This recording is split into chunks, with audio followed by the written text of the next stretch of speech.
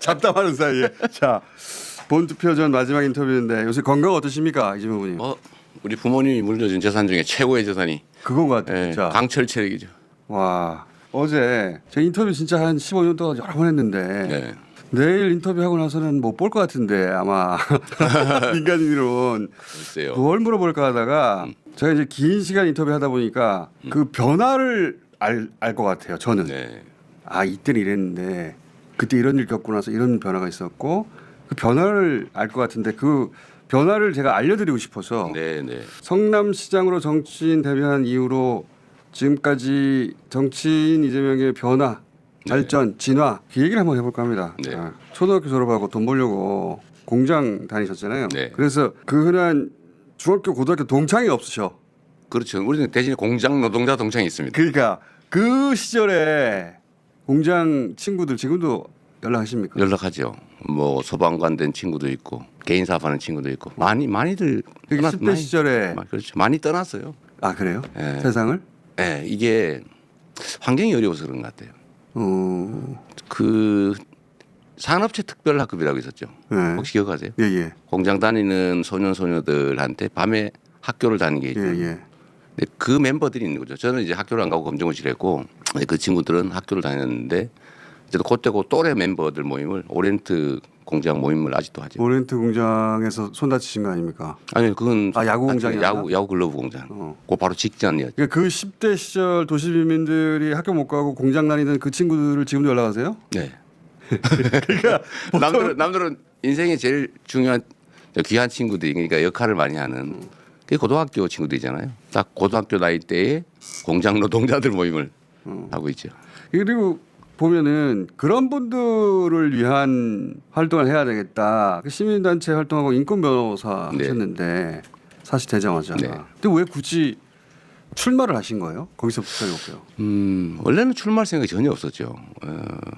그러니까 저는 사회운동을 해야 되겠다고 마음먹었고 판사 검사보다는 변호사가 좀 능동적으로 적극적으로 활동할 수 있을 것 같아서 변호사를 선택을 했는데 어쨌든 그 활동을 계속하면서도 정치는 전혀 생각이 없었어요. 그 소위 말하는 그 파크뷰 특혜 분양 사건, 예예. 그 소위 부정비리 추적 운동을 하다 제가 검사 사칭 혐의로 맞아요. 몰려가지고 어쨌든 구속됐었잖아요. 그때까지만 해도 당시 선거제도가 당수한테 충성을 맹세해야 낙점을 받고 총재, 그렇죠, 총재한테 대표. 예. 그리고 선거 비용을 엄청나게 들여야 되고 그럼 이제 당선되면 본전 찾고 다음 이제 선거 준비하느라고 돈을 모아야 돼요. 그래서 지자체장들이 대부분 돈 때문에 다 날아가죠. 그죠. 예. 뭐 국회의원도 마찬가지고. 그런데 떨어지면 이제 폐가망신, 거지 되는 거죠. 그걸 왜 하냐 내가 전혀 생각이 없었는데 노무현 대통령이 선거제도, 정치제도를 완전히 바꿔버렸죠. 그러니까 기간 당원 많으면 공천 받는 거고 선거 비용도 일정 득표 이상을 하면 되돌려주고. 그래서 제가 안 되겠다.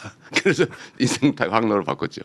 그래서 저는 사실은 노무현 대통령의 영향을 꽤 받았는데 개인적인 인연이 있지는 않고 불안하잖아요. 24살, 5살짜리가 이제 세상 개업하려니까 판사 검사하면 솔직히 먹고 사는데 시장 없고 6개월만 하고 나와도 좋은데 정관되는데 바로 변호사 개업을 하니까 사실 되게 두려웠어요. 망설여지고 세상 끈도 없고 아는 사람도 없고 뭐 나이도 친구들이야 어리고 대부분 공장 친구들인데 그 친구 공장밖에 없는데 근데 그때 이제 노무현 대통령이 사법연수원에 강연을 오셔가지고 그래서요? 네, 그러니까 우리 노동법 학회. 근데 노동 개인 이재명은 몰랐는데 몰랐죠. 근데 그분이 해준 말씀 여러 가지가 있는데 딱 하나 저한테 꽂힌 게 있죠. 변호사는 굶지 않는다. 해보니까 뭐 굶지는 않더라. 그냥 과감하게 하고 싶은 일 해라. 그래서 괜찮겠다. 그래가지고 그때 개업을 24살, 25살 그때 제가 노무현 대통령의 첫 대통령 그때는 아니었지만 선배 변호사의 첫 영향을 받았고 굶지 않는다. 네. 하고 싶은 거 해라. 노무현 대통령도 변호사 시절 잘 나갔거든요. 돈 많이 벌고. 그러니까 뭐 등기도 하시고 그래가지고 다른 변호사들 싫어했죠.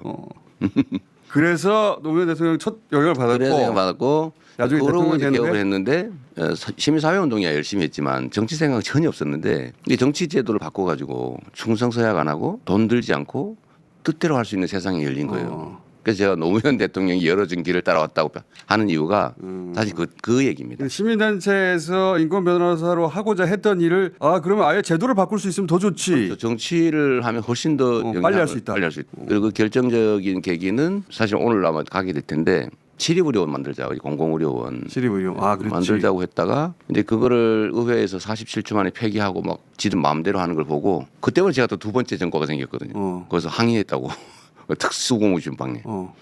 그러고 나서 수배가 됐는데 2004년 3월 28일 오후 5시에 교회 지하실에 숨어있다가 기도실에 숨어있다가 그때 같이 왔던 밥을 사가지고 몰래 왔던 보건의료노조 활동하시는 그 형님하고 둘이서 끌어안고 울다가 우리가 그냥 출마하자. 우리가 그냥 시장이 우리가 돼서 그냥 의료원 만들자라고 해가지고 시작한 게 정치였죠. 그렇게 항상 다 하고 쫓겨다니다가 언제나 그래요. 안 되겠다. 이 제도를 우리가 직접 만들어야 되겠다. 우리 손으로 하자. 그게 정치의 출발입니다. 자, 결국은 했어요. 그러니까 한 정도가 아니라 2010년에 지금 성남시장 당선되셨는데, 그렇죠. 그때는 떨어지고. 네, 한 번 떨어지고, 네.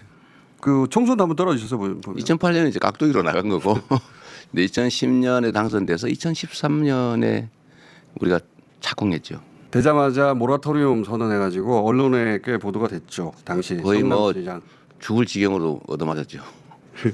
근데 그때 뉴스가 되긴 했지만 이재명 이름이 널리 알려진 건 아니었어요. 성남시장 이상한 짓을 했어 이런 식으로. 정치적 자산이 생겼죠. 이제 대신에 엄청난 맷집이 필요했고요. 제가 그때 한두 달을 전국 언론으로부터 얻어맞고, 맞아요. 제가 그 다음부터는 제가 침묵 모드를 몇 달을 지켜가지고 겨우 숨만 붙어 살았습니다. 근데 제대로 알려진 건 전국구 정치인이 된 건 제 기억으로는 2016년에 박근혜 정부가 지방재정 개편하려고 할 때 그렇죠. 예. 그때 선봉에 서서 단식을 하셨어요. 무기한. 그러죠. 예. 그리고 그때 사진 같은 거 2016 저 때도 젊었네요. 저 젊은 것 좀 보세요. 그새 많이 상하셨네. 네, 많이 저건 상했어요. 열흘 단식하고 난 뒤인데도 네, 진짜 많이 상했습니다. 그때 제가 좀 폭삭 늙었수다. 그게 폭삭 늙었다 진짜. 저 때도 제가 인터뷰하던 시절인데 네, 그때 네. 파파이스 방송인가 달려오신 거 기억나십니까? 그렇죠. 네, 어. 네, 네. 단식 한참 하다가도 달려왔어요 그때. 얼마나 체력이 좋은지. 그때 열하루밖에 못 버텼어요. 근데 열하루. 네. 광화문 현장이 너무 시끄럽고 그 밤에 잘라 그러면 땅이 울려가지고 잠을 잘 수가 없어요. 광화문 단식은 할 게 못 되더라고요. 근데 저 때까지만 하더라도 민주당 코어 지지층 정도만 알았어요. 그렇죠. 예. 그러다가 대선 후보로 처음 부상한 게 언제냐면 박근혜 탄핵 연설 때 탄핵 현장에 나가서 정치인 중에 처음으로 자진하야 탄핵을 주장했어요. 네. 다들 대통령 탄핵을 이렇게 울지 못하고 있을 때 네. 저 연설이 굉장히 화제가 됐고 그러면서 갤럽 조사에서 대선 후보군에 처음으로 잡힙니다. 이재명 1%. 근데 약간 저거는 네.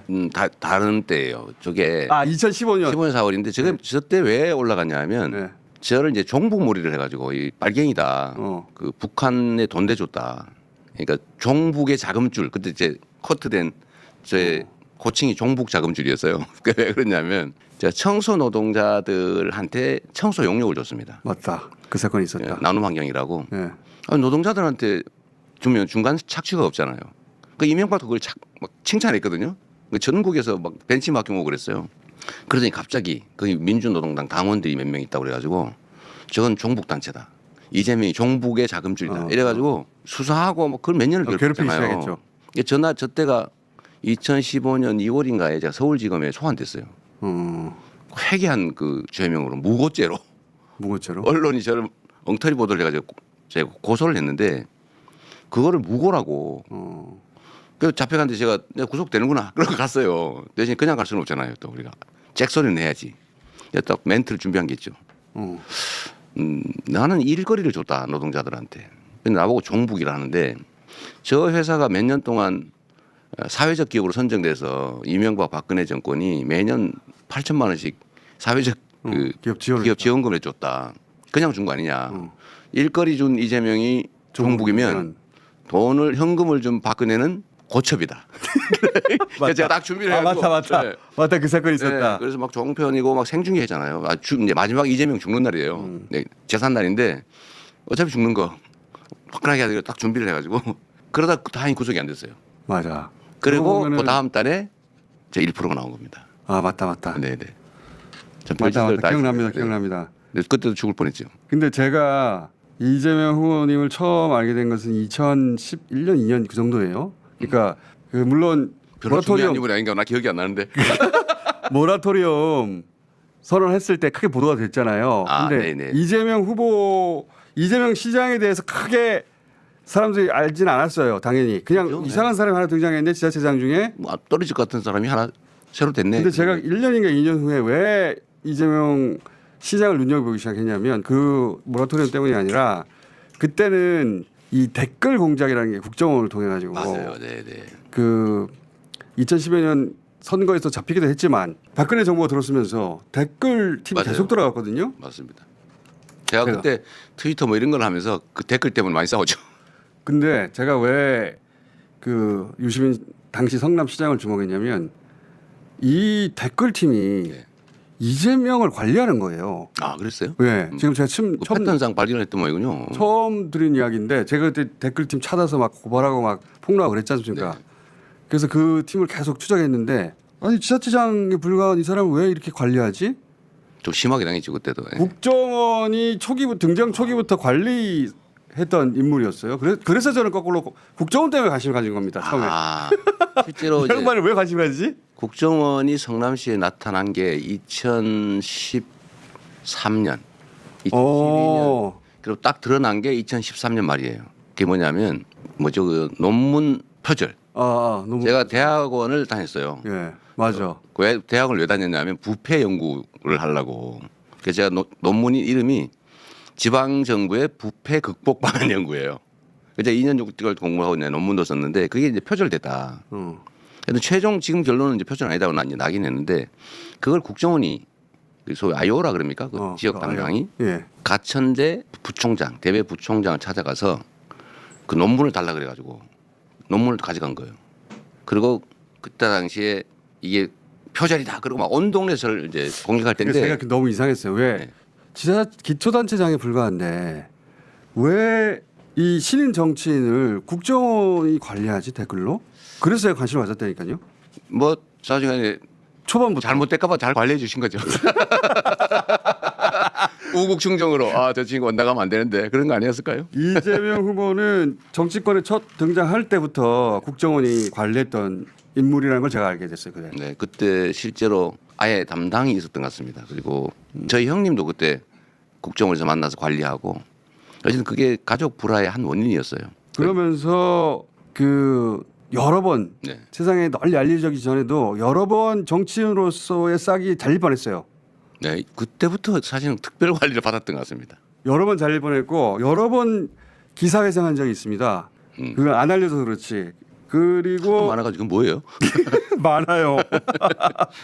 그리고 이제 2017년 대선에 출마했다가 3등 하셨죠. 네, 그때는 뭐 왼쪽 윙 역할 하려고 나갔다가 예, 욕심이 생겨가지고. 역시 몸통 해보자고 마음 먹었다가 바로 그때 엄청난 첫 폭발을 쓰게 대선이었고 됐어요. 네. 광인 모드였죠. 처음엔 아니었어요. 좀 지나가면서 지나가면서 그렇죠. 지나가면서 그래서 그때 이제 일단 탈락 연설도 크게 화제가 되긴 했습니다. 탈락 연설. 네. 지금은 당장 발길을 껴돌리지만 오늘 탈락한 가슴속에 직후예요. 깊이 간직하고 있는 변화된 세상 속에서 모든 사람이 행복하게 살아가는 제대로 된 대동세상 공동체의 꿈은 결코 사라지지 않을 겁니다, 여러분. 생생하지 않습니까? 10년밖에 안 됐는데 진짜 잘 보시네. 그리고 나서 광인 모드로 막 여기저기 들이받다가 대선 끝나고 나서 되돌아보니까 후회된다는 말을 하셨어요. 네. 그거 잠 보실래요? 경선 그때 내가 좀 잘못했어 후회된다 후회되는 이런 거 많죠. 아니 그러니까 이게 예. 이 경쟁인데 전쟁이 아니다. 제가 수없이 얘기했는데 어느 순간에 보니까 제가 전쟁을 하고 있더라고요. 그거 나중에 깨달으셨죠. 네. 이 소소한 문제 자꾸 거기 집착하게 되더라고요. 원래 시야가 좁아지잖아요, 그죠? 굉장히 좁아지셨어요. 좁아지는데 그 역시도 저도 이제 그걸 못 이겨낸 거죠. 못 이겨냈고 지금 보면 참 손해 보는 짓도 많이 했고 엄청 손해 봤죠. 뭐 성숙하는 과정이라고 좀 봐주시면 좋을 것 같아요. 뭐 미안하고 그러죠. 자, 이재명 후보 그 최대 장점 중에 하나인데 잘못하면 빨리 반성합니다. 네, 빨리 고쳐요. 빨리 인정하고. 예. 보통은 그거 인정 못 해가지고 세월 보내거든요. 5년 10년을. 네. 잘못했다 그러면 바로 인정합니다. 바로 반성하고 바로 고치려고 하고 그 다음에 만나면 바뀌어 있어요. 네, 실제로. 그래서 유시민 작가님께서 저도 저를 잘 몰랐는데 그 표현 진짜 잘한 것 같아요. 발전도상. 발전도상인. 예. 정말 그런 것 같아요. 왜냐하면은 쭉 관찰해 온 사람들은 그 변화를 느낄 수 있거든요. 네. 근데 이제 저 일로 인해 가지고 같은 진영 내부로부터도 진짜 욕을 많이 먹었어요. 그렇죠. 비난과 경멸과 아직도 있어요. 마타도가 그때 시작된 겁니다. 그때 시작돼서 아직도 네. 있어요. 네. 그때 좀 억울하진 않으셨어요? 내가 그렇게까지는 안 했는데. 초기에는 좀 그런 게 있었는데 시간이 지나면 지날수록 제가 바보짓 됐다는 생각을 자꾸 하게 됐죠. 그래서 지금도 사실은 신인 정치인들한테 이 얘기를 꼭 해주고 싶은데 그게 체감이 안 되면 말로 들어서는 모릅니다. 그렇죠. 정말 어려워요. 그래서 역사가 반복되나 봐요. 그때 어느 정도였냐면은 제가 이재명과 인터뷰했다는 이유만으로 저도 같이 욕을 뱉어지게 먹었으니까. 왜 불렀냐고 저 사람. 생각했지. 네. 그 정도였어요. 그때 아마 사람들이 이재명 후보 곁으로 안 가려고 했고 외로웠죠 그때. 뭐 또 그런 또 반대가 있어요. 어떤 거냐면 공격을 심하게 당하면 또 내부적으로 단단히 뭉쳐지는 게 있습니다. 근데 그게 이제 송가혁이잖아요. 선가요. 그래서 저는 그 나중에 선거 끝나고 해산했는데 엄청 힘들었어요. 그 해산할 때. 그게 이제 시끄러웠죠. 왜냐하면은 당내 견제도 물론 있었지만 차기의 싹을 자르려는 저쪽에 공작도 진작부터 있었어요. 그렇죠. 그게 다 뒤섞여 있어서 그게. 이해관계가 다 일치한 거예요. 그러니까요. 네. 대동단결. 이쪽과 저쪽이 손을 잡고 이재명은 자르려고 네. 이재명 제거에는 대동단결했죠. 그 시기가 꽤 길었어요. 그래서 이재명은 여기까지다. 네. 그게 뭐 사실 지금도 계속되고 있었던 거죠. 그래서 검찰이 그 틈을 치고 들어갔고 그렇죠. 저는 정권을 불문하고 검찰에 당했으니까요. 그때도 굉장히 오랫동안 그 문재인 정부 때도 제가 4건을 기소당했잖아요. 그렇죠. 뭐 터무니없는 거 기소당했거든요. 그때 특히 윤석열 검찰총장 들어가면서 아 이재명 이렇게 끝나나 그렇죠. 싶을 정도로 계속 당하셨고 그때 민주당 코어 지지층도 아 이재명 이렇게 해서 끝난다라고 하는 게 대부분의 견해였어요. 저 빼고.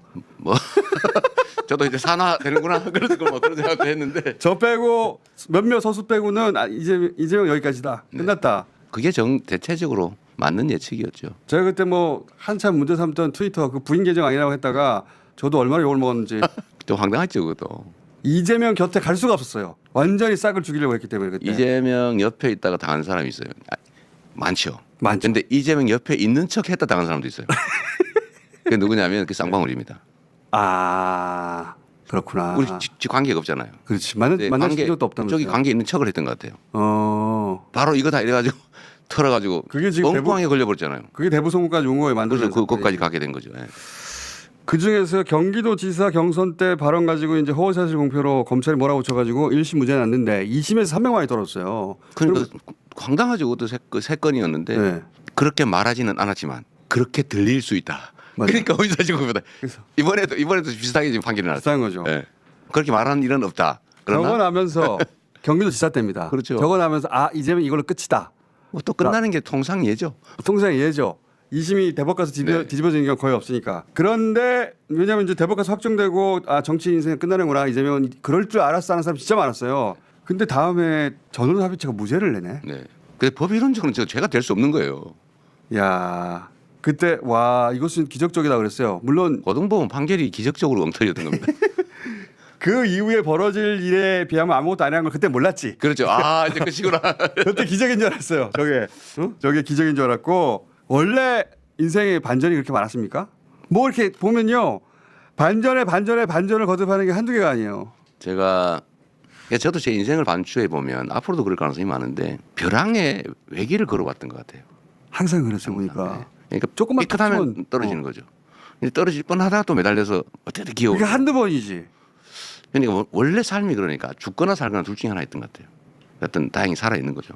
그게 이제 한두 번은 그럴 수 있어요 누구나. 근데 제가 이제 그 첫 인터뷰할 때부터 지금까지 10년 넘게 쭉 되돌아보면 그때 고비 때마다 계속 인터뷰를 하거나 네, 만나왔거든요. 그렇죠. 네. 많이 도와주셨어요, 사실은. 이때 가는구나 싶을 때가 한두 번.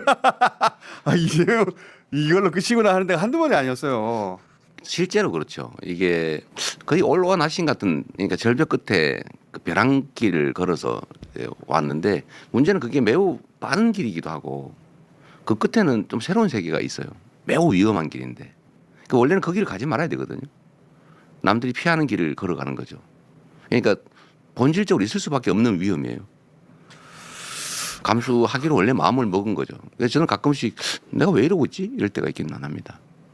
특히 본인은 그렇다 치고 이제 점점 그 체급이 커지면서 가족들 건드리기 시작하잖아요. 가족들을 괴롭힐 때는 나 이거 괜히 했나 그런 생각 안 하셨어요? 그러니까 제 자신이 당하는 거는 제가 선택한 거니까 그게 뭐 어떤 것이든 다 견뎌내는데 뭐 못 견디면 이제 죽는 거죠. 사회적으로든 생물적으로든. 그럼 내가 감수하면 되죠. 그건 감수하기로 한 거니까. 그런데 죄 없는 자녀들, 자식들, 아내, 특히 아내 정말 그 저 믿고 아무것도 없이 저 때문에 이렇게 끌려 들어왔는데 거기를 그렇게 모욕하고 고통 주고 원래 동네 좀 나쁜 얘기로 건달 양 뭐라고 하잖아요. 양아치. 거기도 원래 가족은 건들지 않는다. 맞아요. 그리고 원래 검찰들도 그런 게 있었어요. 형제가 문제가 되면 그렇죠. 하나만 해요. 부부 중에 하나, 가족 중에 하나 이렇게 하는데 조국 교수 같은 경우는 사거리 그냥 도륙을 해버리잖아요. 우리도 혹시 자식들 뒤지면 있겠어 해가지고 다 뒤졌거든요. 그런데 어쨌든 그 뭐 이런 표현 그렇지만 어쨌든 찾아내서 그냥 그것도 재수사를 몇 번인지 모릅니다. 네. 혹시 다른 거 없나 이래가지고. 그러니까 정말 먼지 털듯이 쥐어짜고 털었는데 와 그 압수수색 저는 아무런 기록을 갖고 있잖아요. 습관적으로 기록하고 다 버려버립니다. 저도 그래요. 습관적으로 그거 알아요. 아무 메모가 아무것도 없어요. 저도 그래요. 집에 정기적으로 뒤져서 버립니다. 삶의 기록이 없어요. 맞아. 그거는 그 삶을 살아본 사람만 알지. 네. 저도 기록하지 않아요. 제 전화기에도 기록 잘 안 합니다. 몇 시기 때도 잘 안 했어요. 언제든 압수수색 당할 네. 수 있다. 예. 그러니까 근데 실제로 부인이 엄청난- 당하는 거 특히 너무 부인이 잘- 압수수색 당하고 막 법원 끌려다니고 기자들 앞에서 모욕당하고 그 괴롭잖아요 진짜. 그건 정말 고통스러운 거예요. 그 왜 고문할 때 있잖아요. 그 자식들이 끌어다 놓고 고문하는 것처럼 정말 고문이잖아요. 그건 이제 남편 포기하고 그만하라는 건데. 그러죠. 그런데 제 아내도 아내지만 제가 꿈꾸고 있는 세상도 있는 거고 저는 세상에 그 험하게 살아가는 수없이 많은 사람들 그걸 어떻게 버립니까? 그래서 결국은 견디긴 하는데 제 아내나 가족들한테 너무 미안하죠. 얼마 전에 그렇죠. 제 아들들이 취직을 못 하고 있어요. 꽤 어쨌든 공부도 하고 그랬는데 취직하면 언론들이 쫓아다녀가지고 가짜 보도를 해가지고 저번에 무슨 화천대유에 취직했다 이런 엉터리 보도 해가지고 바로 잘렸죠. 다른 데 다니고. 다른 회사인데 그게 얼마 전에는 영 먹고 살기 어려워서 어디 저 시골 가가지고 교습소 알바를 했어요. 거기를 쫓아가가지고 불법 취업을 했다고. 불법 취업. 아니 교습소 주인이 불법을 했겠지. 알바한 사람이 뭐 불법을 합니까? 그냥 그 기사를 쓰는 바람에 또 잘렸어요. 제가 한번 인터뷰 해봐야 되겠다. 그만하세요. 놔두세요 제발. 우리 놔두는 게 제일 좋아. 우리 이대로 내버려 두세요. 그때 기적적으로 살아났다고 했던 그 전원합의체 네. 파기환송 이후에 지지율이 굉장히 떨어졌어요. 아 그랬나요? 네, 지지율을 한 자릿수까지 떨어졌는데 코로나가 터지자 본인 행정 능력으로 네네네. 신천지 교주 2만 원씩 진압하면서 2만 원씩 그때 부활하죠. 부활합니다. 그리고 그때 신천지는 이재명을 원수로 삼았겠죠. 그 후로 그 후과를 열심히 엄청 치르고 있는 것 같습니다. 그랬을 거예요. 그리고 대선 후보가 돼서 지난 대선에서 0.7% 차이 패배했는데 패배 확정됐을 때 무슨 생각하셨어요? 세상 사람들한테 미안했죠. 그러니까 저의 부족함 때문에 떨어진 거거든요. 원래 이게 마땅한 선거였어요. 그런데 어쨌든 가짜 뉴스들이긴 하지만 여튼 저로 인해서 생긴 일들이잖아요. 그것 때문에 결국 지고 말았고 저는 정말 윤 정부가 잘하기를 바랬습니다. 왜냐하면 그게 그 사람 성공을 바라는 게 아니고 정부가 실패한다고 하는 건 국민이 고통받는 것이거든요. 그래서 나는 내 역할 이걸로 일단 접고 잘하기를 바래서 제가 빨리 승복을 해준 거예요. 혼란 없게. 왜냐하면 0.몇% 이러면 막 재개표하자, 뭐 불복하자, 너네 그 가짜 뉴스, 너 허위 주장 때문에 당선됐으니까 선거 무효다. 원래 이렇게 가는 거잖아요. 근데 그거를 제가 여지를 없애버린 거예요. 깔끔하게 빨리 승복. 개표가 바뀔 수도 있는데 뭐 이론적으로 하면. 그래서 제가 빨리 정리를 해주고 그냥 열심히 해서 성공한 대통령 되시라. 그래야 이 나라도 이 국민들도 더 나아진다. 이제 진심으로 내가 그랬는데 그러면서 한편 걱정은 했죠. 진짜 그럴까? 그래서 제가 다시 또 당대표로 복귀를 했잖아요. 그때 한덕수 총리 임명을 우리 당이 안 해주려고 다 미루고 있었어요. 그래서 제가 한덕수 총리 임명을 제가 밀어붙였습니다. 그냥 해줘라. 일하겠다는데. 그리고 대법관도 계속 미루고 있었거든요. 그때 문제 있다고 그래서 제가 그것도 일단 동의해 주자. 기회를 주자. 지금 말씀하시는 게 사실은 그 정치 리더들이 겨루다가 한쪽이 졌을 때 서로가 서로를 존중해서 그동안에 고소고발도 다 취하하고 네. 진 쪽에서는 이렇게 나오는 게 관례이기도 하고 원래 옛날에도 전쟁에 진 상대 장수는 그렇죠. 조롱하지 않고 참수를 하든지 깔끔하게 보내주는 거예요. 건들지 않았는데 해술래를 시킨 근데 윤석열 정권은 그때부터 진짜 지옥을 선사했죠. 지옥을 줬죠. 예. 저 그때 가족 압수수색 몇 번 당하셨어요 대체? 못 쉬어요. 너무 많아가지고. 저 400 몇 번까지 쉬다가 그만뒀어요. 제가 당 보고 기사 나는 것만 쉬어라.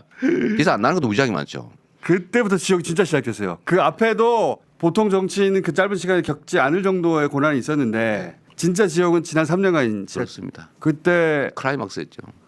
뭐 가족들 괴롭히는 것부터 시작해가지고 그리고 당내에서도 이참에 이재명이라고 하는 라이벌이 없어지면 좋으니까 그런 세력들이 네. 있었어요. 그래서 실제 검찰 손에 윤석열 손에 넘겨주려고 한 이들이 수십 명 됐죠. 그래서 체포 동의안 통과된 거 아닙니까 그때? 그렇죠. 149표, 와. 첫 부 136표, 기권 6표, 두 무효 번째 지적이요. 4표로서 가결되었음을 선포합니다. 저때 넘어간 민주당 의원들 누군지 아십니까? 근데 그 얘기 전에 예, 첫 그 동의안 표결 때 이미 사실 그 숫자는 드러났어요. 간당간당했어요. 예, 기권, 예, 무효, 예. 경고거든요. 그리고 실제 경고를 받았어요. 6월달에. 뭐라고 경고를 받았습니까? 이제 와서 하는 이야기인데. 10월쯤에는 무사하지 못할 거다.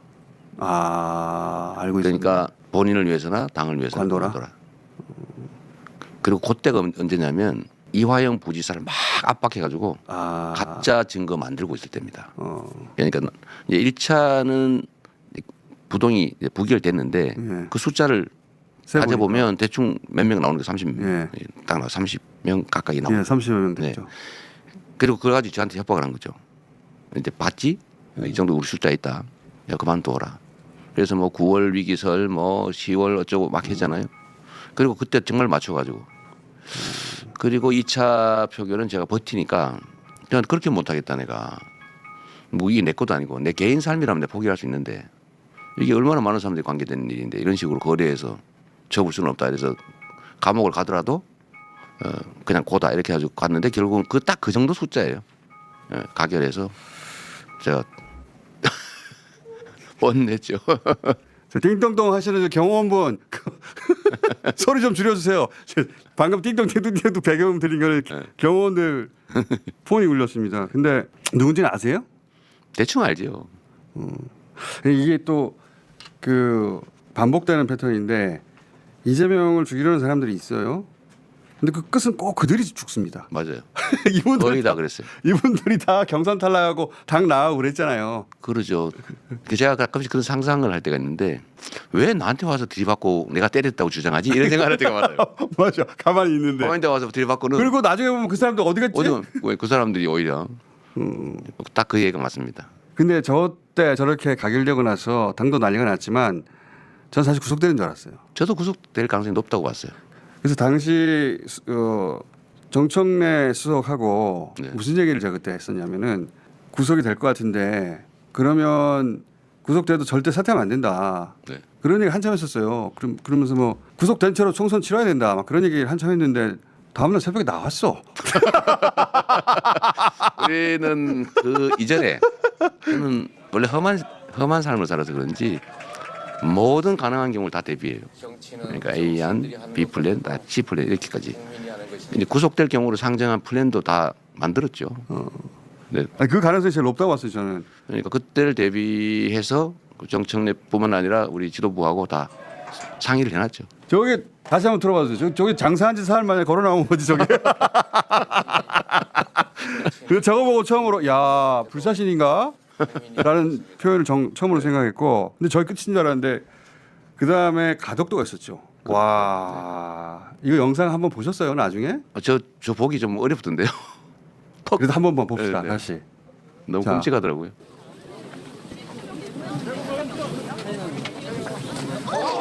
어우. 정확하죠. 다른 각도도 있어요. 다른 각도 영상 있습니까? 와. 저는 저거 가끔 사실 꺼내봐요. 아 그래요? 왜냐하면 저렇게까지 한다. 그건 그렇죠. 네. 본인은 안 꺼내보실 것 같은데 전 보기가 좀 어렵더라고요. 저도 퍽 소리가 나요. 퍽 소리예요. 다른 영상 보면은 네. 그때 여기 찔린 거예요. 이 깃이 안 걸렸으면은 돌아가셨어요. 네. 딱 1mm 차이였습니다. 그때 저 때도 정청래 최고하고 그때 갔다 그래가지고 전화했는데 그때 정청래 최고는 목에 칼이 깊이 찔린 것 같다. 그래서 제가 돌아가신 줄 알았어요. 아, 이거 저도 죽는 줄 알았습니다. 목 동맥을 찔렸을 수 있고 피가 많이 났다고 하니까 네. 그러면 야 돌아가시겠구나. 진짜로 그렇게 생각했어요. 제가 저는 처음 이렇게 저는 주먹으로 맞는 줄 알았어요 처음에는. 퍽하고. 네, 퍽이. 근데 그래서 여기를 잡고 있는데 뜻한 게 자꾸 흘러 나오는 거예요. 아, 이 찔렸구나. 그래서 제가 누르면서 빨리 목을 눌러라. 이게 손상이 압력 때문에 커지잖아요. 그래서 무릎으로 누르고 있었거든요. 무릎으로. 네. 손으로 누르고 있길래 더 세게 누르라고. 그래서 이렇게 하늘을 쳐다보고 있는데 아, 저게 마지막 하늘이구나.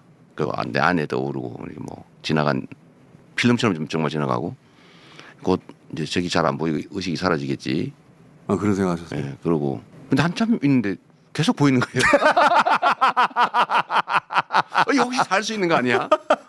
아 처음엔 이게 마지막 하늘이구나 생각하셨구나. 그렇죠, 예. 내가 그 얘기는 들었어요. 그 수행 갔던 분한테 내가 갈지 모르니까 그 아내한테 이 말을 전해달라고. 네. 하늘이 계속 보이네. 아니, 파란 하늘이 계속 보이는 거예요. 그래서 혹시 살 수도 있는 거 아니야 이런 생각이 들어서 저 때 저는 돌아가신 줄 알았어요. 진짜로. 근데 이제 또 살아났어. 정말 1mm 차이였어요. 이게 정맥은 67%가 잘렸대요. 3분의 2가. 옆에 동맥이 있는데 그 사이를 찔린 건데 이게 열상이 아니고 자상인데 국정원이 열상 1cm. 그러니까요. 그래서 좀 사기를 친 거죠. 근데 어쨌든 그 1mm 차이로 그래, 스치기만 해도 터져버렸거든요. 동맥은. 정말 죽고 사는 게. 하느님이 보호하사. 근데 그때 여러 차례 변하셨지만 전날 이후에 제일 많이 변하셨어요. 그렇죠. 제일 많이 변하셨고 그 전에 제가 이재명 후보님한테 받았던 인상들 여러 가지가 있지만 막 총명하다, 일처리 빠르고 판단력 혹은 뭐 에너제틱하고 체력 죽이네 뭐 이런 생각을 했었는데 그중에 어그레시브가 있었다고요. 당연히. 근데 전날 이후로 어느 순간부터 그게 사라진 거예요. 공격적이고 어그레시브하고 그렇죠. 그게 사라지고 왜 이렇게 관대해졌지? 왜 이렇게 담담해졌지 사람이?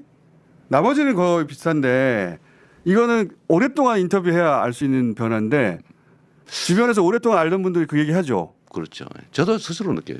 관대해졌다. 관대해진 것일 수도 있고요. 그러니까 좀 초연해진 것 같아요. 모든 것들이. 윤석열 생각하면 아이고 안 됐네. 안 된 데까지. 실제로 안 됐잖아요. 안 됐잖아요 지금. 안 된 측면 있죠 인간적으로는. 예. 그 제가 그분 근데 그 사람이 나를 생각하니까 그렇게 괴롭혔던 걸 생각하면은 화나는데 예. 그거보다는 스스로 지옥을 만들어 놓고 그 지옥 안에서 저렇게 고통스러워하는구나. 그 불쌍한 중생이라는 말 있잖아요. 참 안 됐다. 서로 잘하고 존중하고 그래서 도움 받고 그래서 국정을 잘하고 국민들한테 칭찬받고 그러면 본인도 행복하고. 이렇게 죽고 사는 게 한 끗 차이인데 그렇죠. 그걸 잘할 수 있잖아요. 그걸 겪다 보니까 그걸 안 하고 오로지 제거하겠다고 불교적으로 표현하면 집착을 해가지고 그 집착 때문에 자기가 고통받고 있는 거예요. 그래서 그게 불쌍하다. 또 한편 생각하는 게 그냥 하는 소리가 아니라 진짜 그렇게 느끼시는 거죠. 그럼요. 그리고 이제 그걸 사람으로 보이지 않고요. 그 자연 현상으로 보여. 그냥 그 사람이 할 수 있는 게 이밖에 없구나. 수사, 제거, 억압, 압박. 안 되면 술 먹고. 안 되면 술 먹고. 화내고 막 일방적으로 하다 안 되면 막 분개, 격분하고 경노를 많이 하시잖아요. 참 안 됐다. 그냥 내가 겪을 수밖에 없는 자연 현상의 일부다. 높은 산, 깊은 강, 이바람. 그냥 그러니까 태풍 같은 그냥 견뎌내는 건 내 몫이고 저걸 내가 왜 태풍 불어? 왜 이리 강이 넓어 깊어? 그게 뭔 의미가 있냐? 그럴수록 내가 더 괴로운데. 그게 저 칼 사건 이후에 어느 순간부터 도달하신 거죠. 그 전에는 이런 생각이 있긴 했는데 일상화되지는 않았거든요. 네. 근데 저 일이 있고 난 다음에는 죽는 것도 뭐 사는 거와 뭔 차이가 있냐 그런 생각이 들더라고요. 저게 끝인 줄 알았더니 끝판왕에 나와서 계엄이 나왔어요. 그러니까 저는 그때 그러니까 그런 차이죠. 그 전 같으면 당황했을 것 같아요. 아, 당황하고 두렵고. 제가 그 질문 하려고 그랬는데 왜 계엄 터지자마자 지난번에 한번 여쭤봤는데 제일 먼저 생각난 게 방송한 거였잖아요. 광주. 노타임으로 네. 광주가 생각나고 대응 방법은 국민들밖에 없다. 그리고 가면 잡히는 거잖아요. 저거 가서 계엄 해제 안 되면 죽는 거죠. 그 계엄 해제 가능성 거의 없죠. 보통 우리가 아는 상식적으로는. 상식적으로. 아니 어떤 바보가 그걸 내려놓겠어요. 근데 저 바보 짓을 한 거예요. 하느니 보고 와서. 당연히 저는 문 앞에 저를 체포하기 위해서 대기하고 안 되면 국회를 봉쇄하고 이미 군대가 다 에워싸고 또 아니더라도 밀고 들어오고 공포탄 쏘고 그러니까요. 그 포금탄 터뜨리고 잡혀간다. 잡혀가고 때려 부시고 예. 잡혀가고 당연히 고문은 기본인데 자백 받아야 되잖아요. 저 부정선거했습니다. 그거 써야지 뭐. 솔직히 어떻게 해요. 그래서 제가 제일 무서운 게 저는 죽는 게 안 무섭거든요. 그렇게 되신 것 같아요. 예, 죽는 게 전혀 안 무서워요. 근데 전혀 안 무서운데 야구 방망이는 무섭더라고. 야구 방망이로 때리면 차라리 칼, 뭐 총 깔끔하게 그건 괜찮은데 야구 방망이는 진짜 머리 끔찍한 거예요. 너무 괴롭잖아요. 그걸 노상원이가 아는 겁니다. 사람을 압박하는 방법을 아는 거예요. 죽인다 이건 별로 큰 압박이 못 돼요. 한 방에 죽이면. 네, 그거는 그래서 그날은 저는 당연히 잡혀갈 가능성이 그냥 성공할 가능성보다 훨씬 높다고 봤고 그러다 감수해야 된다. 잡히면 돌아가셨지. 잡히면 다 가는 죽었죠. 거죠. 예. 근데 저는 정말 대단하다고 생각하는 게 저는 그렇다 치고 저는 야당의 대표고 책임자잖아요. 그 저는 뭐 겪을 산전수전 다 겪어서 이 두려움보다는 사명감이 사실 앞서고 죽으나 사나 거기서 거기다. 사실 사는 게 더 행복하지도 않고 죽는 것보다 더 낫다고 생각되지 않은 상태가 돼버렸으니까요. 너무 괴롭기도 하고. 그 지옥을 겪는 동안. 네, 지옥이니까 그 지옥에서 덜 괴로운 방법은 그냥 인정하는 거예요. 미워하지 않는 거예요. 미워하면 더 힘들어. 그래서 다 내려놨는데 다른 국회의원들은 아니잖아요. 그렇죠. 처음 겪는 사람들 그거 무서웠을 것 같아. 굉장히 무서웠다고 해요. 다들. 네. 근데 안 할 수는 없잖아요. 그 그쵸. 사명감으로 담도 넘고 더 위대한 거는 우리 국민들이죠. 맞아요. 그 슈퍼 갔다가 막 갑자기 듣고 제 방송 듣고 슬리퍼 신고 달리는 슬리퍼 뛰고 막 달려오고 반팔도 있었다고 해요. 내가 보지는 못했는데 그 사람들이 장갑차 맞고 깔아뭉개면 어떡할 거예요. 그게 위대한 거죠 정말로. 계엄 해제되고 탄핵 소추하고 했는데도 탄핵 선고가 길어졌어요. 네. 그러면서 그때가 제일 힘들었습니다. 윤석열 돌아온다고 난리 났잖아요. 네. 3월 말 4월 초. 그때 제가 오랜만에 잠깐 전화 통화를 했는데 제가 그런 얘기를 한 적이 있습니다. 후보님한테 국무위원 전원 탄핵해야 된다라고 네. 했더니 그때 제가 이제 처음 밝히는 건데 뭐라고 하셨냐면 그렇게 하면 안 된다. 법적으로도 안 되지만 정당하지 않다고 하셨어. 정당하지 않다. 그래서 나 그때는 그래도 해야 된다고 하고 전화를 끊었어요. 끊긴 했는데 질문이 하나 있습니다. 그 역사 앞에서 정당한 게 그렇게 중요한 겁니까? 그 합법 불법 정당 부정당 그 문제도 있는데 사실 그게 제일 나은 해결책이 저는 아니라고 봤어요. 정말 성질 같아서는 싹 해버려야죠. 그리고 그들은 그렇게 당할 만큼 잘못했어요. 근데 그 다음에 올 상황이 정당하지 않다고 대중이 판단하면 대중 동원이 안 됩니다. 그게 움직이지 정당성의 않죠, 힘이죠. 그런데 전원 탄핵해버리면 이제 정부는 없는 상태가 돼요. 근데 문제는 그 다음 승계 순위가 법에 안 정해져 있습니다. 국회로 뭐 예를 들면 선출직으로 넘어온다. 그거 만들어야 될 것 같은데 이제는 그렇게 되면 모르겠는데 그냥 없어지는 거예요. 근데 국회가 통제할 수 있냐? 없어요. 그러면 머리가 없는 상태가 되는 거예요. 그 나쁜 머리라도 있어야 정당하지도 않고 그것이 통제되는 상황도 아니다. 예, 이게 무정부 상태가 될 수 있어요. 종합적으로 판단했을 때. 네.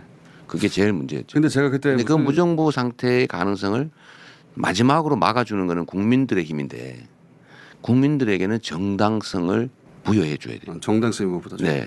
근데 그게 혼란이 생겨버리면 국민들이 나서기 어려워지죠. 근데 그런 근데 고민은 참 많았죠. 제가 그때 그 통화하고 나서 저는 그때 그래도 저는 탄핵해야 합니다 하고 전화 끊었는데 뭐 내가 그렇게 할 수 있는 건 아니지만 끊었는데 그런 얘기 많았어요. 네. 근데 제가 그 통화 이 얘기를 다시 왜 끊느냐면 정당하지 않다는 표현을 쓰시고 나서 제가 그때 처음으로 아 이분이 대통령 될 준비가 끝났구나 생각했어요. 아 그러셨어요? 네. 저는 그렇게 떠들어도 되거든요. 근데 대통령이 될 사람은 판단이 그렇게 달라야 되죠. 저는 그렇게 끝났구나. 그렇지. 대통령이 될 사람은 이렇게 그렇게 판단해야 되지. 언제나 전체를. 뭐 제가 뭘 한다는 게 아니고 언제나 전체를. 그때 그 생각을 했고 그 다 끝난 줄 알았더니 또 대법원이 파기하죠. 제가 이 많은 과정 중에 제일 황당한 거였어요. 다른 것들은 어느 정도 예측을 했는데 이거 예측 못하셨죠. 이거 전혀 예측 못. 대법원이 이렇게까지 노골적으로 대선에 개입하나? 자. 진짜 아무도 예측 못했어요. 저 일종의 특종일 수도 있는데 예. 그 얘기를 하면 대법원 쪽에 저한테 직접은 안 오지만 이 소통들이 일부잖아요. 예, 예. 사람 사는 세상에 이게 없을 수 없거든요. 제가 들은 바로는 빨리 정리해 주자였다고. 아 저도 비슷한 얘기 들었어요. 빨리 기각해 주자. 어, 깔끔하게. 그랬다고 해요. 저도 그런 얘기 들었어요. 그런데 어느 날 바뀌었대요. 갑자기. 조희대 대법관 네, 갑자기 바뀌었어요. 대법원장이. 그 과정은 뭐 말하기 그렇고 네. 갑자기 바뀌어서 저는 선고한다 그래서 아 고맙구나 이런 생각했다니까요. 아 빨리 아니, 해주는구나. 그 평론가들 저쪽 심지어는 모두가 다 보수 진영의 평론가들도 다 비슷하게 얘기했어요. 이게 지금 이 시국에 시국도 있는데 이 시점에. 판결 내용이 예. 그 주심 대법관이 무죄 판결한 판결이 있어요. 그 뺏겨서 쓴 게 고등법 판결이에요. 그러니까요. 그거 참석한 사람이. 그 똑같은 사람이 주심을 했는데 반대로 쓴 거예요. 야, 그리고 더 웃기는 거는 기각은 금방 할 수 있어요. 그래서 파기를 하려면 기록을 봐야 될 거 아니에요. 그렇죠. 바꿔야 되는데 왜 바꾸는지 이유가 있어야 되잖아요. 그 핑계를 예를 들면 그 법률 판단이라서 쉽다라고 주장을 했는데 사실관계를 바꿨어요. 바꿨죠. 우리 국민들께서 잘 이해를 못하실 수도 있는데 사실의 인정 문제, 사실은 이러하다. 근데 이게 법으로 이렇다. 이거 두 개가 나눠지는데 대법원은 법률 판단만 하게 돼 있어요. 그렇죠. 사실 판단은 고등법원까지만. 사실관계를 바꾸는 거는 특별한 사유가 있어야 되는데 그러려면 증거를 봐야 되잖아요. 그렇죠. 증거가 6만 쪽이에요. 그래서 그걸 이틀 동안 봤냐 뭐 얘기를 하는 겁니다. 안 봤대잖아요 지금. 예. 최종 결론은 안 봤다예요. 안 보고 판결을 한 거예요. 보고 싶어도 그 시간 내에 볼 수가 없죠. 불가능하죠. 예. 한 두 달 6만 걸려요. 페이지를 그 기록 복사도 안 했으니까 안 했어요. 볼 수 있는 기록이 없어요. 그래서 저는 네. 저도 나름 법조인으로 먹고 산 지가 수십 년이잖아요. 그리고 정치도 꽤 오래 했고 정말 산전수전 다 겪었는데 이틀 만에 파기 완성하는 거 보고 제가 정말 황당무계했습니다. 이럴 수가 있나. 그러니까 저는 그때 그 사건을 보면서 무슨 생각이냐면 아 모든 기득권이 다 이재명을 죽이려 하는구나. 그 중에서 사법부의 대법원장이 저렇게까지 나서는구나. 와 진짜 대단하다 어떤 의미에서는. 근데 다 실패. 아니 저는 여전히 사법부에 대한 신뢰가 있어요. 사법부는 한 명, 두 명이 하는 게 아니고 법관은 독립돼 있거든요. 이론적으로 실제로 상당 정도 독립돼 있어요. 예를 들면 위증교사 사건이라든지 구속영장 담당 판사들도 사법부 구성원인데 제가 다 구속영장 발부될 거라고 봤지 않았어요? 그렇죠. 저도 그렇게 각오했으니까요. 근데 기각하잖아요. 기각하는 게 이론적으로는 맞아요. 그러나 그때 당시 과연 기각할 수 있었을까? 그렇죠. 근데 사법부가 실제로 독립돼서 외부의 압력이 엄청났을 것 같아요. 그리고 2심 무죄. 그때 다 유죄 나오는 줄 알았거든요. 네. 그것도 대단했죠. 그렇죠. 그 진정한 또 독립이지. 그게 진짜 저도 그 얘기 재판 과정에 관한 얘기를 이제 들은 게 있잖아요. 느낌이나 이런 것들을 정말 힘들었을 겁니다. 왜냐하면은 그분들이 평상시 진보적인 재판관이 아니었어요. 그래서 아마 믿고 맡긴 것 같은데 그분들이 어느 누구보다 꼼꼼하게 네. 완벽하게 이 사람은 왜 무죄인지를 입증하는 판결문을 썼단 대법원 말이에요. 판결을 그대로 뺏겨 쓴 거예요. 맞아요. 철저하게. 그냥 대충 한두 개 해서 무죄해도 되는데 모든 가능성에 대해서 모든 판례를 다 그러니까 해가지고 뒤집히지 말라고. 도저히 불가능한 뒤집기가. 그런데 이거를 법률 판단을 뒤집었을 뿐만 아니라 사실까지 뒤집었는데 증거를 보지 않고 사실을 뒤집은 사실상 이틀 만에 그 판결을 내린. 이틀 만에 한 거죠. 그러니까 말도 안 되는 말이 거지. 안 되죠. 그 정도로 제일 황당했어요. 그러니까 그 정도로 이재명을 죽이려 한 거예요. 근데 다 실패. 맞아, 얘기를 맞아요. 그래서 이걸 가지고 사법부 전체를 불신하는 것은 바람직하지 않아요. 이 집단으로서의 사법부는 나름의 집단 지성이 있습니다. 그 저는 지금도 여전히 신뢰를 해요. 근데 그 신뢰도가 좀 떨어지긴 했죠. 좀 이질적 요소가 좀 생각보다 많구나. 그러니까 전체 대부분의 법관들이나 사법부 구성원들은 실제로 근데 제가 신뢰잖아요. 영장 그 미증교사 저를 기소한 그 수많은 사건 중에 제일 가능성이 높다고 검찰이 굳이 떼서 빨리 판결한 거잖아요. 다른 거는 막 증인 478명, 선거법 증인 50몇 그걸 명. 고른 거죠. 일부러 막 시간 끈 거예요. 관계도 없는 증인해가지고. 왜냐하면 무죄 나면 곤란하니까. 근데 제일 가능성이 높다는 이 사건도 어쨌든 그 결론이 났잖아요. 그러니까 이걸 가지고 전체 법원을 폄하하거나 불신하는 건 우리 사회 모두 손실이에요. 그 점은 좀 뉘가 일부 있다 해서 그걸 다 버릴 일은 아니죠. 지금 밖에서 막 다음 일정 때문에 네네. 독촉이 한참인데 저도 이제 민간인으로 만나는 건 마지막이니까 뭐 모릅니다. 네, 아직 40몇 시간 남았어요. 뽕트 30, 뽑고 갈게요. 30몇 시간, 네. 자, 몇 가지 질문 안 남았는데 네, 그러세요. 이제 남은 거는 진짜 이거 암살밖에 없는 거 아닌가? 그런 생각들을 여전히 하시는 분들이 있는데 뭐 저도 그렇게 생각하죠. 그죠? 그밖에 없는데 그 너무 집요해요. 방탄유리 바깥으로 제발 나오지 마세요. 아니, 저는 사실 말씀드렸잖아요. 첫 번째로는 죽이려고 하면 어떻게든 못 죽이겠냐 이 생각이 하나 있고 그걸 가린들 그 전에 뭐 다른 방 돌아다닐 때 얼마든지 노출돼 있죠. 그래서 그 생각이 하나 있고 두 번째는 제 개인 인생으로 보면 뭐 죽으나 사나 거기서 거긴데 그래서 제가 막 나가 봤어요. 나가서 하다가 그 오신 청중들이 지지자분들이 연설 안 들어요. 들어가! 당연하죠. 들어가! 그래가지고 전부 얼마나 소리를 불안한데요. 질러가지고 제가 한번 나갔다가 바로 들어왔어요. 얼마나 불안한데요. 본인이 야 삶과 죽음이 사람의 손에 달린 게 아니구나. 네. 그런 경험을 무수히 하고 거기까지 갔지만 저희는 저희가 생각했던 도구로서 그렇죠. 이재명이 사라지면 어떡해요. 도구인데. 네, 맞아요. 절대 안 되죠. 오늘 7시에 마지막 유세라면서요. 여의도에서. 7시인가요? 어쨌든 여의도에서 마지막. 예. 그때 밖으로 나오지 마세요. 마지막으로. 그때 제발 그 안에 계시라고. 네. 예. 좀 답답하겠지만 그리고 좀 미안한 마음도 있으시겠지. 답답하지는 않고 답답할 게 뭐 있어요. 미안하죠. 그렇죠. 나를 만나러 왔는데 네, 그 안에 뒤에 있다는 게. 근데 밖에 나오면 저희가 너무 불안해요. 그러니까 그런 것 같아요. 예. 나오지 마시고 제발. 아예 요새하지 말라는 것도 오늘 맞습니다. 저녁 때 거기 계시고 마지막 질문인데 제가 뭐 그 신을 믿는 것도 아니고 운명론자도 아니긴 하는데 이 이재명 후보님의 오랫동안의 그 지금까지의 궤적을 이렇게 짚어보잖아요. 네. 진짜로 기적적으로 살아남았다. 그것도 한두 번이 아니다. 그러면서 무슨 생각을 하게 됐냐면 이렇게까지 살아남은 건 이유가 있지 않을까?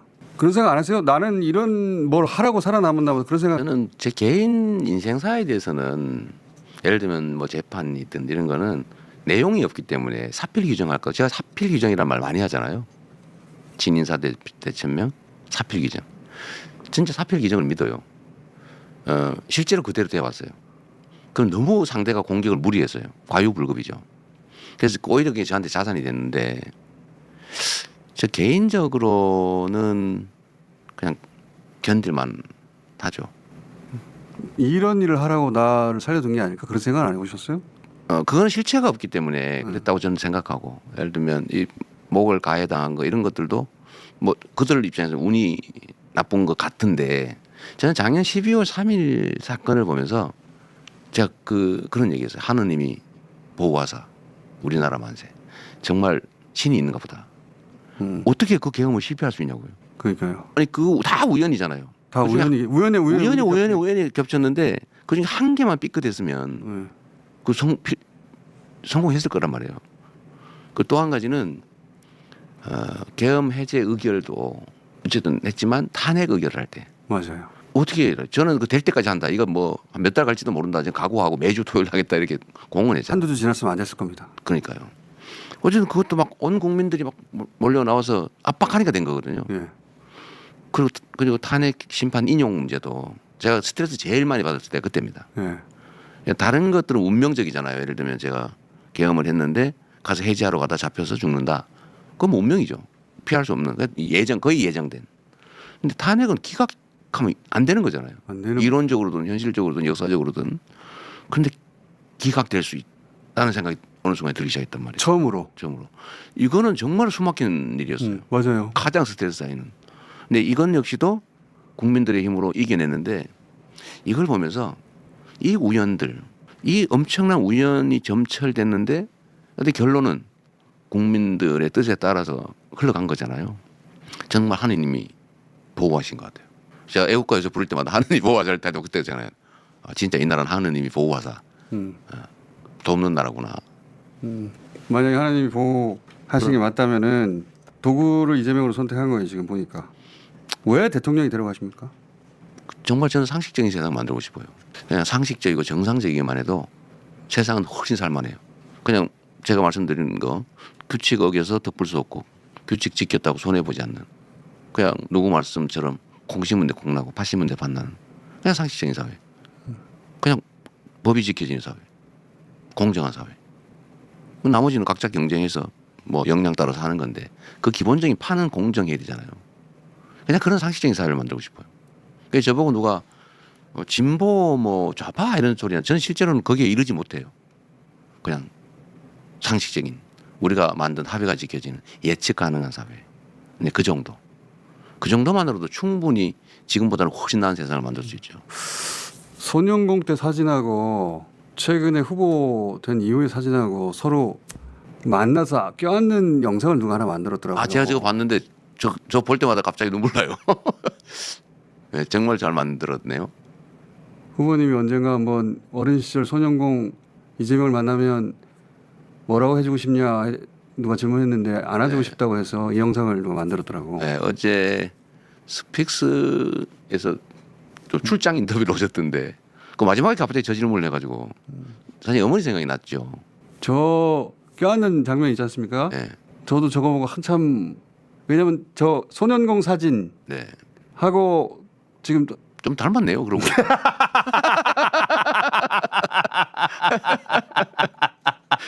자, 눈은 좀 흘러내렸습니다. 세월이 지나 살이 좀 흘러내렸어요. 지금 50년 후네요. 50년 후. 그쯤 되겠네요. 15살 이런 정 저때 껴안고 무슨 얘기를 해줄 건지는 얘기가 필요하겠어요. 대선이 끝나고 나서 제가 한번 여쭤볼게요. 어쨌든 저 장면, 그러니까 저 사진을 보면 어머니 생각나죠. 저는 어머니가 가슴 아팠을 게 가슴 아파요. 지금 모습을 보셨으면 좋았을 텐데. 그렇죠. 그 얘기도 선거 다 끝난 다음에 하시죠. 네. 어쨌든 제 시장 출마하고 어쨌든 그 과정에 가장 고통받으셨죠. 어디로 들어가십니까? 근데 용산으로 가십니까? 아니 뭐 결과가 나온다면. 저는 또 지금 그런 얘기하면 또 뭐 다 된 것처럼 이렇게 할 가능성이 있어서 알겠습니다. 그냥 일반적인 얘기를 하면 예. 농산으로 가는 게 맞습니다. 너무 많은 비용이 들고 시간도 많이 걸리고 고생도 심하고 빨리 청와대를 수리해서 기간 동안만 있다가 청와대로 가야죠. 일단 용산으로. 돈 들여가지고 왜 그런 짓을 합니까? 보안도 안 되는데. 자, 그게 뭐 용산 용의 여의주 자리라면서요? 다 끝나고 언제쯤 다시 인터뷰를 하실 수 있을래나? 6월이 가기 전에 한번 해주세요. 짧게라도. 결과가 어떻게 될지 모르지만 예. 뭐 인연이 끊어지게 하겠습니까? 그러니까요. 6월이 가기 전에 네.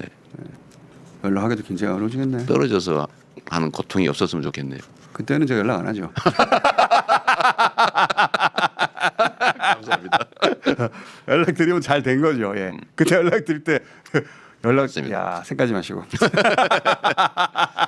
네, 감사합니다. 그때 다시 뵙겠습니다. 감사합니다. 네, 감사합니다. 네, 수고하셨습니다.